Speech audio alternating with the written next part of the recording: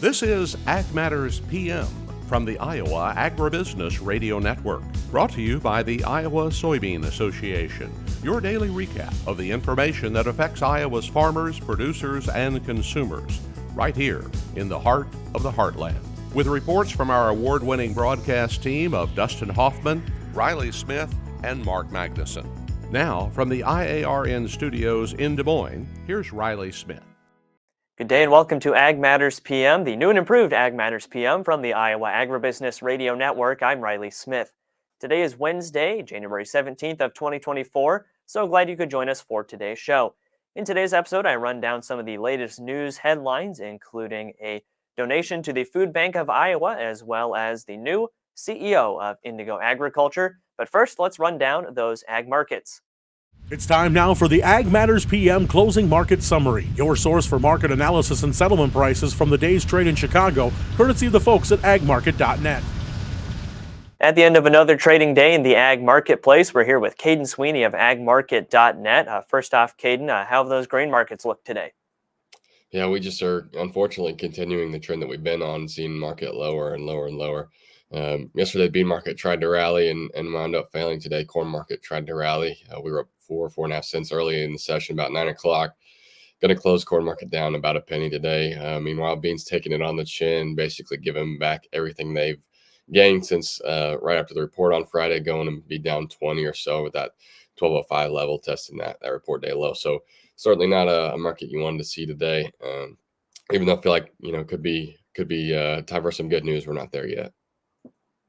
Well, and following that WASDE report, and it was just kind of confusing on Friday, really, for the marketplace. At this point in the week, are we pretty well processed on that report news, or are they still kind of working out some of the issues from that? Yeah, I feel like we've pretty well digested it. Obviously, we had a 3-day weekend after that thing, with the markets closed on Monday and 2 days of trading now since then. So I think the market has pretty well digested that report. It's just kind of a scenario of what now. Rumors floating around that China has been canceling bean purchases, maybe canceling more. That certainly would weigh on the market if that turns out to be true.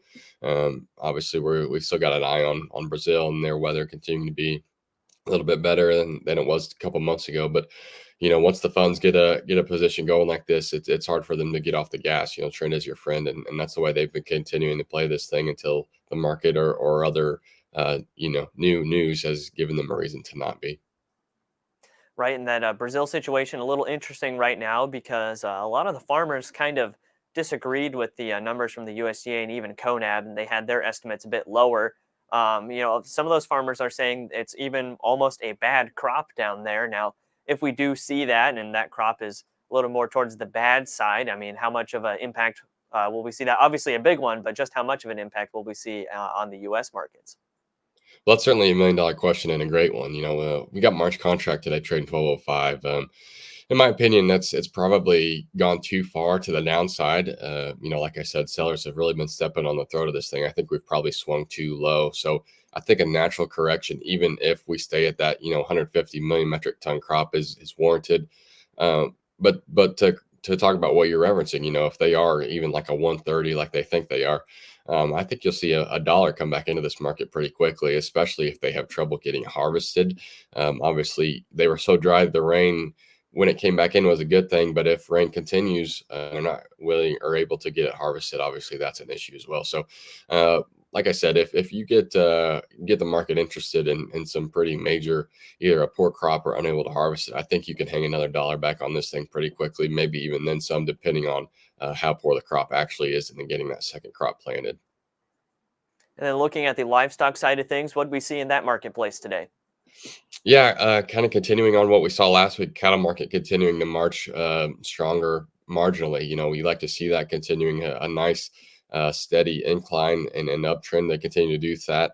Live cattle are going to close today up 45 cents and feeders up 95 cents. So again, continuing to stay above those 10 and 20-day moving averages that I talk about a lot. I think that's a good sign, continuing to be strong there. On the opposite side, hog market going to be up 40 cents today.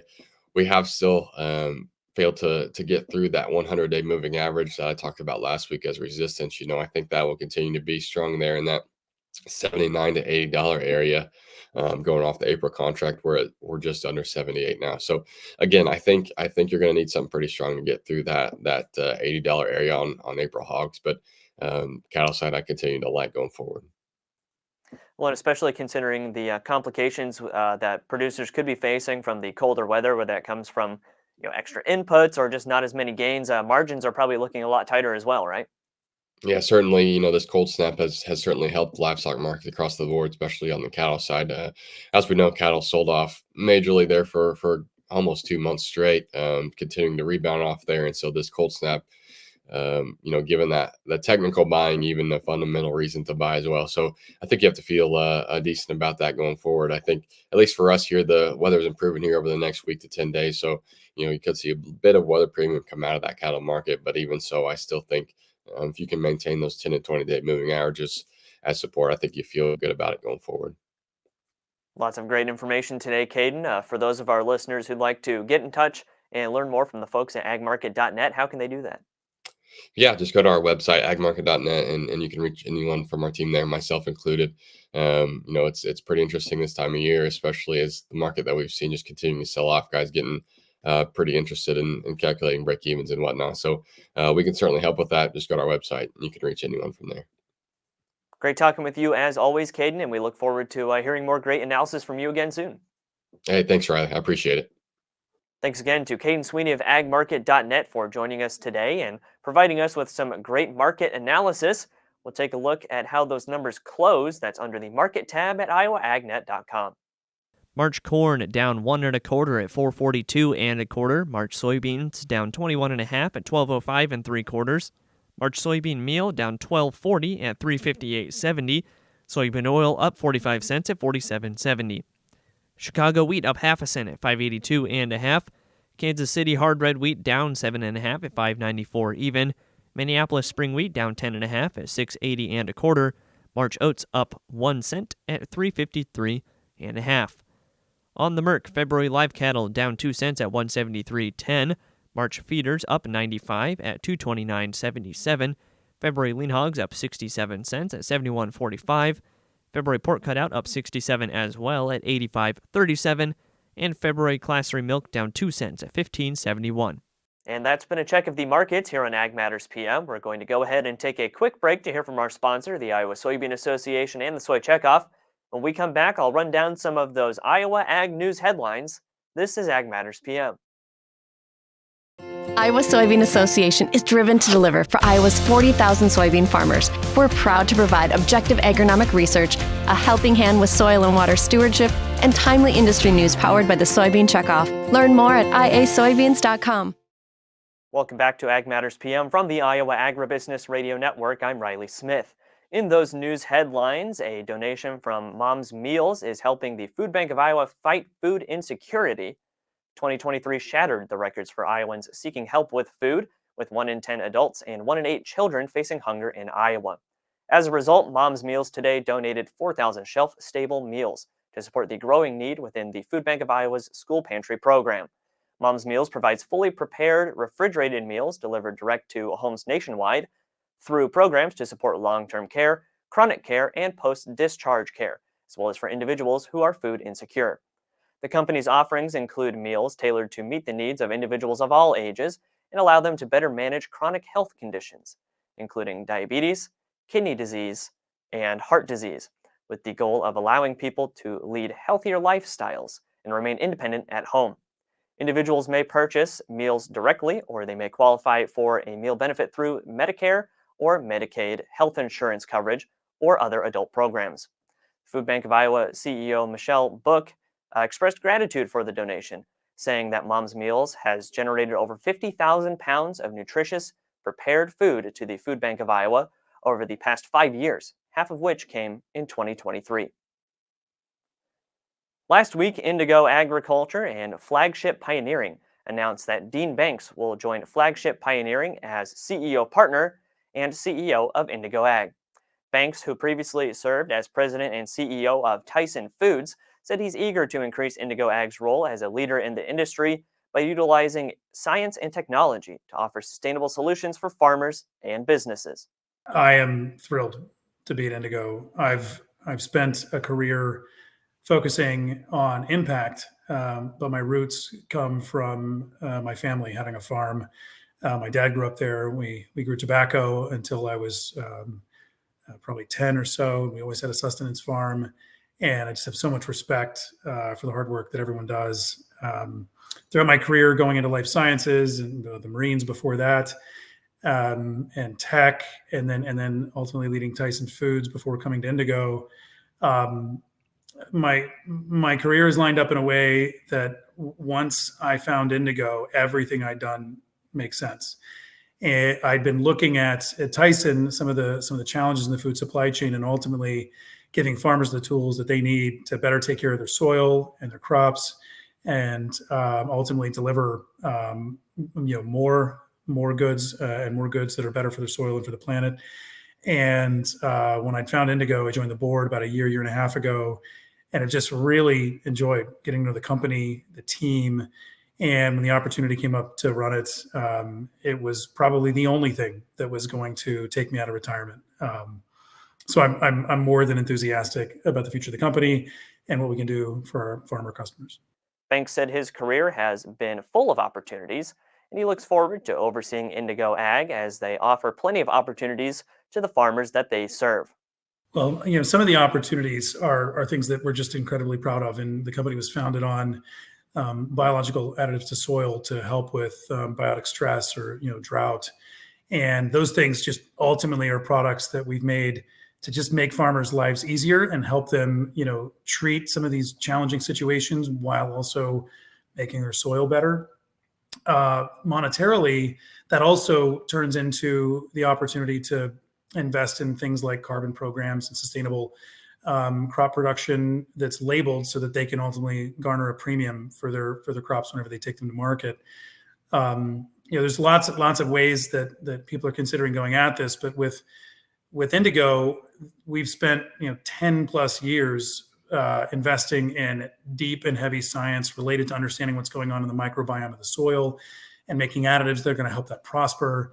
We've invested substantially into the science-based tools to understanding what's happening in the soil so that when a farmer produces a crop using our practices and the practices we know that work, we can quantify what's happening in the soil so that they feel comfortable labeling their crops as sustainable and garnering that premium, and the buyers feel comfortable that they follow the best possible practices. And then if with our new Field Flex program, if the farmer then wants to instead issue carbon credits for that work, we can allow the farmer to flex between how they monetize. And carbon credit markets have taken a hit lately because some other industries and companies that have tried to do nature-based solutions haven't been able to prove that the practices ultimately equal change.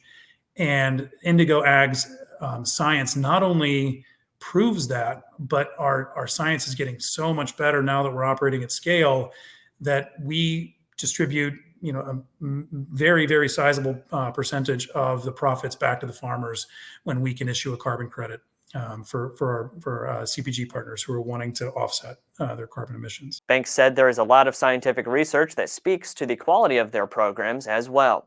Well, and we have our own work to do there in better communicating the science. We have some world-renowned publications that have been reviewing our work for the past year, and others that have already published, but one that is coming in a few months that when I was growing up on the farm, Marines, even at Tyson, there were some publications I hadn't heard of that just do incredibly rigorous work in testing scientific research, and we've been heralded, and it's put us in the conversations at all of the global leadership conversations around what policy needs to be to help farmers make more money on these practices, to be able to make changes more quickly if they want to, and how they can ultimately get more credit. Banks added that Indigo Ag has had to do a bit of learning in recent years, and they're approaching 2024 with a renewed focus on reaching farmers. Well, the most important thing is just reach.